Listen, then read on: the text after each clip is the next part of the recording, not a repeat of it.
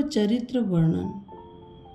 नमस्कार सभी कथा प्रेमी सनातनियों का हमारे चैनल पर स्वागत है। तो चलिए आज हम विश्राम सागर का 17वां अध्याय ध्रुव चरित्र वर्णन सुनेंगे। दोस्तों, कहानी में आगे बढ़ने से पहले अगर आपने अभी तक हमारे चैनल को सब्सक्राइब नहीं किया है तो प्लीज़ सब्सक्राइब करें, वीडियो को लाइक करें, कमेंट करें। चलिए कहानी में आगे बढ़ते हैं। सीताराम और गुरुदेव के चरणों का सुमिरन कर सत्य और प्रेम से भरी एक कथा कहता हूँ। अयोध्यापुरी में धर्मवान, वीर, प्रजापालक, न्याय और अत्यंत धीर एक उत्तानपाद नाम के राजा इंद्र के समान वैभवशाली थे। उनको महारूपवती और गुणवती दो रानियां थीं। छोटी रानी छोटी उम्र की महासुंदरी राजा को बहुत प्यारी थी। बड़ी रानी अपने पुत्र ध्रुव को लेकर महाकष्ट उठाती थी। अब आगे की कथा में ध्रुव का प्रबल सत्य प्रेम दिखाते हैं। एक दिन घर में आकर राजा ने ध्रुव को प्रेम पूर्वक गोद में उठा लिया। उसी समय वहां छोटी रानी आ गई और देखकर भारी क्रोध किया। झपट कर राजा की गोद से ध्रुव को गिरा दिया। ध्रुव रोते हुए आकर माता को सब हाल बतलाते हैं। माता ने पुत्र को हृदय से लगा लिया, बहुत समझाया, हे पुत्र, तुम्हारे पिता माता सबसे परे परम पिता परमात्मा है, क्यों घबराते हो? उन्हीं जगत पिता परमात्मा का संशय त्याग कर ध्यान करो, तुम्हारे सोए हुए कर्म जाग उठेंगे। यद्यपि माता के वचन सुन ध्रुव को सुख हुआ तथा मन में दृढ़ता पूर्वक सत्य को धारण कर वन को चले गए। 5 वर्ष की उम्र में तप करने को ध्रुव चले। मार्ग में उन्हें नारद मुनि मिल गए और हंसकर कहा, पुत्र, तुम किसके लड़के हो और वन में अकेले क्यों आए हो? तुम्हारे पिता माता ने तुम्हें रोका नहीं? ध्रुव ने हंसकर कहा, आप भी बिना समझे बूझे मुझे भय दिखा रहे हैं। मुझे काल से भी शंका नहीं। जिस प्रभु ने जगत में जन्म दिया है, माता के पेट में रक्षा की है, वही प्रभु सदा रक्षा करते हैं। मुझे भरोसा है हमने मनुष्य का जन्म पाया है और वेदों ने जगत को कर्म भूमि बतलाया है। वेद पुराण कहते हैं कि मनुष्य का तन सबसे उत्तम है। चारों पदार्थों को भोगने ही को भगवान ने यह देह बनाई है। संसार कर्म क्षेत्र है, कर्म करने वाला फल पाता है, कर्म अकारथ नहीं जाता। ध्रुव के वचन सुन नारद राजा के दरबार में गए। आदर पूर्वक राजा ने उनका सत्कार किया। नारद ने कहा, राजा, तुम्हें धिक्कार है। 5 वर्ष का बालक ध्रुव अकेले वन में जा रहा है। राजा सुनकर दुखी हुआ। मंत्री को बुलाकर आज्ञा दी, जाओ ध्रुव को लौटा लाओ, जो कुछ वह कहे वह करो। आज्ञा पा मंत्री ध्रुव के पास गया और कहा, हे बेटा, चलो, महाराज बुला रहे हैं, ऐसा क्रोध क्यों किया?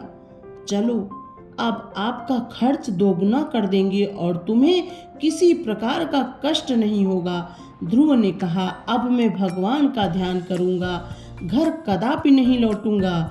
अभी भक्ति का श्री गणेश ही है, आपने खर्च दूना दिलाने को कहा। भगवान ने मुझे मनसा का फल देकर भक्ति का प्रताप दिखा दिया। ये धरणी धाम और कोस किसके हैं?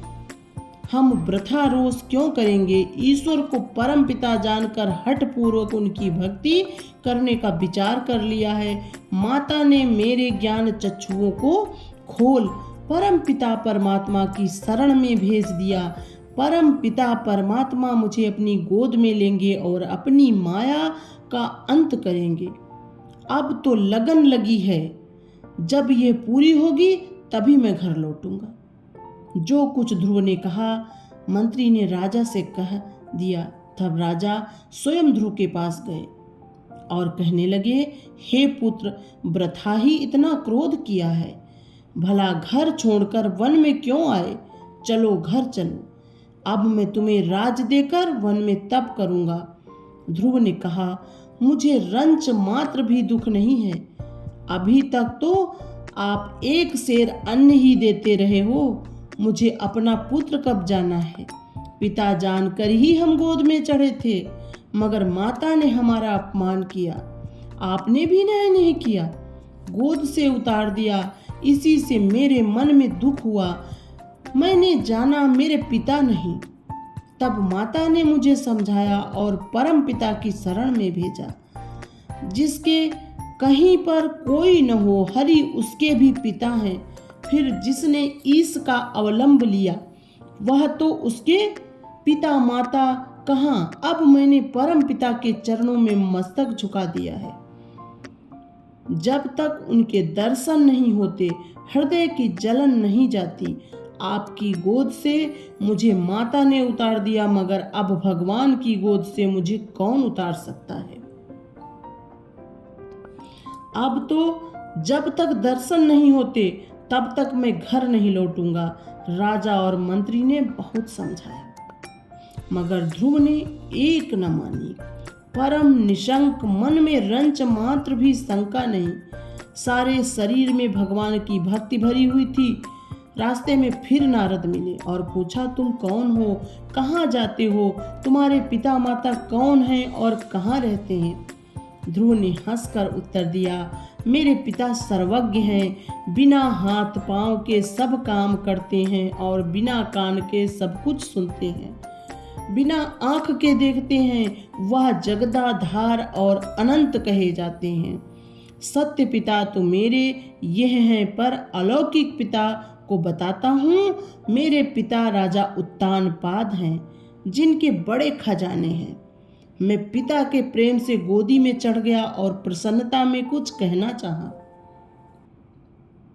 तब मेरी माता ने आकर मुझे गोद से उतार दिया। ऐसे कठोर वचन कहे कि मेरा मन दुखी हो गया। मैंने सारा हाल माता से कहा। माता ने कहा, बेटा, पिता की गोदी तुम्हारे भाग्य में नहीं लिखी। इतना कहकर माता ने गोद में बिठा लिया और भली प्रकार समझाया। परम पिता का भेद बताकर मुझको मेरा धर्म बताया।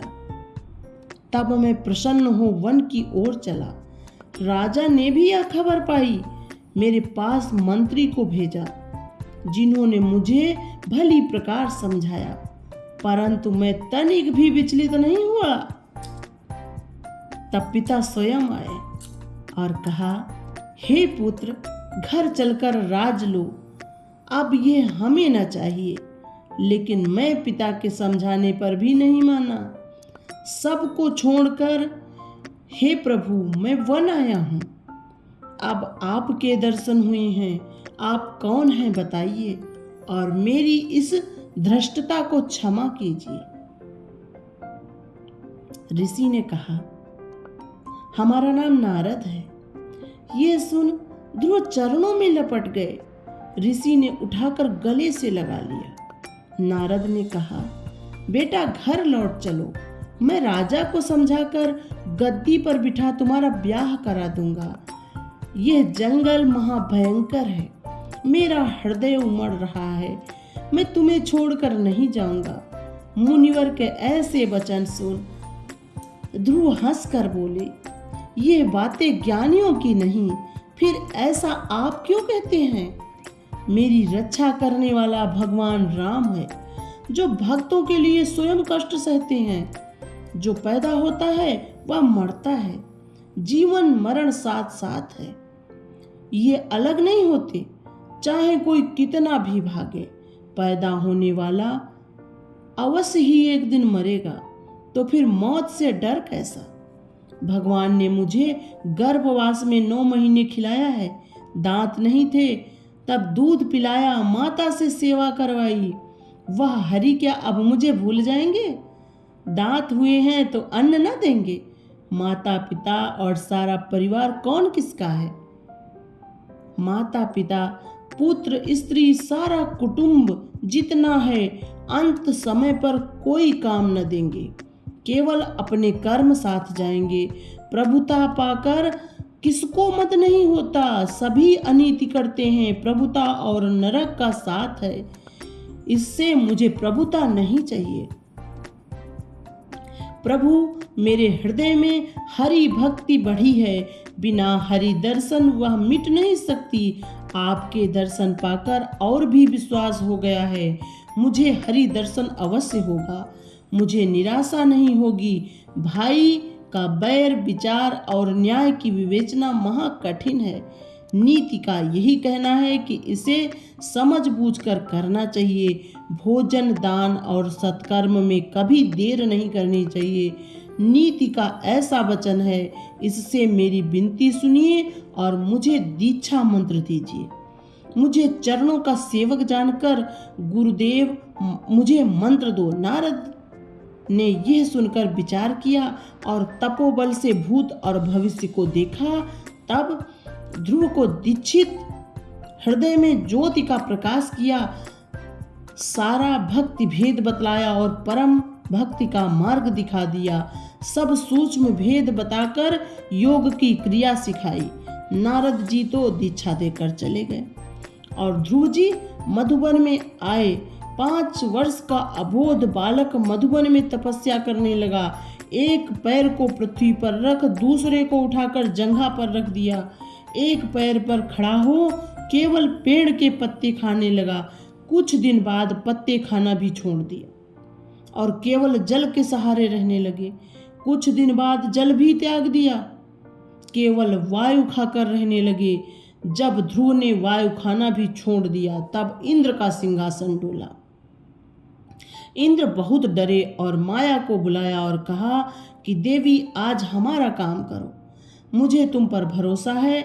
ध्रुव के हृदय को डिगाओ। सुनकर माया ने अपने कटक को सज्जित किया और अप्सराओं को बुलाया और मधुबन में आकर जाल बिछाया।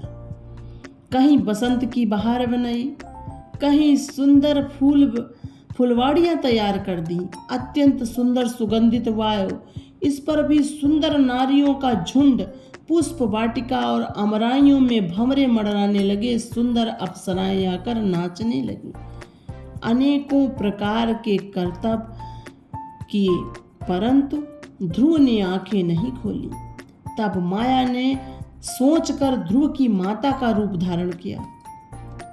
अत्यंत माया कर पुत्र पुत्र कहकर रोने लगी। आंधी और पानी का जोर भीगी हुई बहुत शोर मचाया। कहने लगी, हे पुत्र, राजा ने मुझे निकाल दिया है। कहा है कि यहाँ तेरा गुजर नहीं। जहाँ तेरा पुत्र गया है वहीं जाकर क्यों नहीं रहती? इस प्रकार मेरा बड़ा अपमान कर मुझे निकाल दिया है। छाती पीटती, सर पटकती, पछाड़े खा रही थी। चारों ओर हाहाकार शब्द छा गया। हाहाकार का शब्द जो कान में पड़ा तो ध्रुव को कुछ ध्यान हुआ कि पुत्र पुत्र कहकर रोती हुई उसकी माता उसके पास बैठी है। ध्रुव ने सोचा कि यह अवश्य छलना है, माता ही ने मुझे यहाँ भेजा है, तब वह यहाँ आकर क्यों रोती है? जान पड़ता है कि यह माया की छलना है, वह मुझे डिगाना चाहती है। तब तक गुरु का आदेश मिल गया और भेद मालूम हो गया। सचेत होकर फिर ध्यान लगा दिया और तन मन की सुधि भुला दी। माया छल बल करके हार गई। लज्जित होकर सब सुरलोक लौट गईं और हाथ जोड़कर कहा, ध्रुव का ध्यान नहीं हटा सकी। महातेजस्वी और अनुपम दृढ़ व्रत वाला है, हम लोग हार गए। यह बातें सुन इंद्रादिक देवता सब भयभीत हो परमपिता परमात्मा के पास गए और हाथ जोड़कर विनय करने लगे। हे दया निधान करुणापति हरिहर आनंद कंद, हे दया सिंधु करुणा सागर, तेज निधान सब गुण आगर। ध्रुव के ताप तेज से सब देही जलती है। ध्रुव के ताप तेज से जल थल जल रहा है। इससे अब दया कर ध्रुव को दर्शन दीजिए। इंद्र को व्याकुल देख सबको सुख देने वाली आकाशवाणी हुई, मत डरो, सब लोग अपने अपने घर जाओ। देवता अपने अपने घर गए और भगवान मधुबन चले, जहाँ ध्रुव तप करते थे। वहाँ जो बालक का तेज देखा, ध्रुव ध्यान मग्न थे, जाग नहीं रहे थे। तब भगवान ने अपना शंख बजाया। शंखनाद सुनकर आंखें खोल दी। सन्मुख प्रभु को खड़े देखा। सुंदर मनोहर रूप, कटीली आंखें, श्याम शरीर, विश्व को मोहित करने वाले सुंदर मणियों का कंठा और तुलसी की माला गले में डाले, सिंह के समान बलवान और विशाल बाहुबल, बल कमर में तूणीर और पीतपट, हाथ में धनुष बाण लिए, पीला यज्ञो पवित्र धारण किए, नखशिख से महासुंदर स्वरूप देख ध्रुव प्रसन्न हो गए और गदगद वाणी से विनती करने लगे, त्राहि माम, हे आरति हरण मुरारी, मैं आपकी शरण में हूँ। काम क्रोध अग्नि जला रही है, हे वासुदेव विश्वपति मेरा मंगल करो। तुम दयालु हो और मैं महादीन, मुझ पर दया करो। तुम्हारे समान रक्षक शरणागत पालक दूसरा नहीं। जग भावन पावन मेरे संकटों को दूर करो। आप प्राण देने वाले, अभय करने वाले, सबके माता पिता हो और सुर नर मुनि सब तुम्हारी शरण में जाते हैं। देव यक्ष गंधर्व सिद्ध मुनि सभी आर्द्र होकर पुकारते हैं। तब फिर अब हम आपको छोड़ किसको पुकारें। जगतपति विपत्ति विनाशी, सब देवताओं की गति तुम ही हो। चक्र कवि कहते हैं कि जिनके नाम को जाप कर परम तपी आनंद पाते हैं। मैं अनाथ हूँ और आप नाथ हैं। आज तुम मुझे सनाथ कीजिए। मेरी विनती सुनकर मेरे मस्तक पर अपना हाथ रखिए। प्रेम से भरे हुए वचन सुन करुणा सिंधु श्रीपति दीन दयाल दौड़कर अंक में भर लेते हैं और कहते हैं, मांगो मांगो, जो मांगोगे वही पाओगे।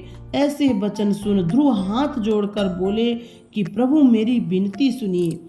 आप मांगने को कहते हो, मगर मैं क्या मांगूं, सभी नाशवान है। सुत वित्त नारी धरणी परिवार होते हैं और नष्ट हो जाते हैं। मैं ये कुछ नहीं चाहता। अगर आप देना ही चाहते हैं तो मेरी विनती सुनिए। भक्ति और प्रेम की भीख मुझे दो और अपना दास जानो। ध्रुव के वचन सुन भगवान प्रसन्न हो मुस्कराए, बहुत प्रकार से प्रेम और प्यार किया। बोले, पुत्र तेरा कहना सत्य है। सबसे कठिन भक्ति पथ ही है। 7 स्वर्गों का सुख पाकर भी मेरा भक्त भक्ति नहीं छोड़ता, परंतु तेरी माता दुखी है जिसने तुझे यहाँ भेजा है। अगर माता के पास न भेज कर तुझे अभी संग ले जाऊं तो सब यही समझेंगे कि ध्रुव मर गया। तेरे तप को कोई नहीं जानेगा, इसीलिए अभी तुम घर जाओ, जिससे तुम्हारी माता भी अपनी आंखों का सुख देखें। 36,000 वर्ष राज्य करके मेरे धाम आओगे। ध्रुव ने कहा, प्रभु मैं राज्य नहीं करूँगा। वेदों ने कहा है कि राज नरक का द्वार है। भगवान ने कहा, ये ठीक नहीं है। कर्मों का फल मिलता है। कुकर्म और सुकर्म जो जैसा करता है वैसा पाता है।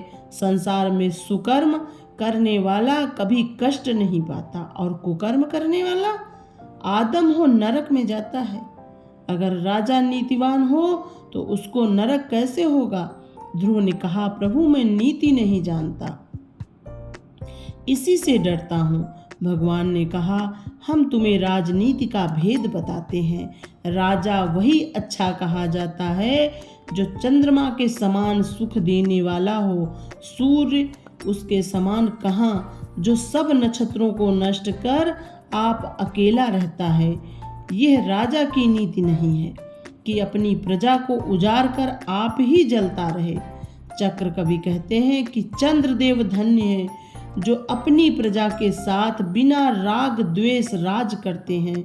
झूठ न बोले, मूर्ख मंत्री न हो, जो दे दे उसको फिर कभी न ले। यह दृढ़ हो, मित्र को दुख न दे और शत्रु को साथ में न रखे। वृथा दंड न दे, प्रजा को पुत्रवत पालन करे। कुकर्मों को दूर कर सुकर्म में लगावे। काम क्रोध और अभिमान को त्याग, कुकर्मों को छोड़ सदा सत्संग कर। दीनों पर दया करे और शत्रु से संग्राम करे और मित्र से बैर न करे। श्रुति स्मृति का सदा ध्यान रखे। चक्र कवि कहते हैं कि खिलावे और खावे ओम अतिथि सेवा करे।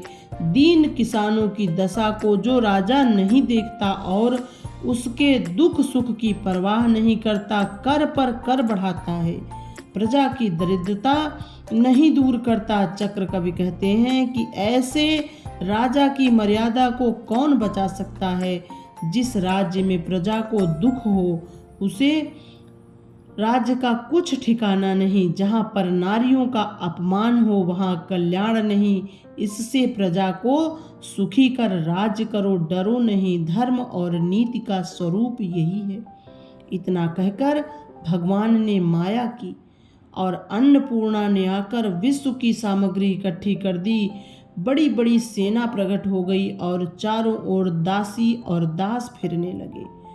गज, रथ, तुरग और नाना प्रकार के यान, दासी और दास, तंबू, कनात और अनेकों डेरे मधुबन में खड़े हो गए।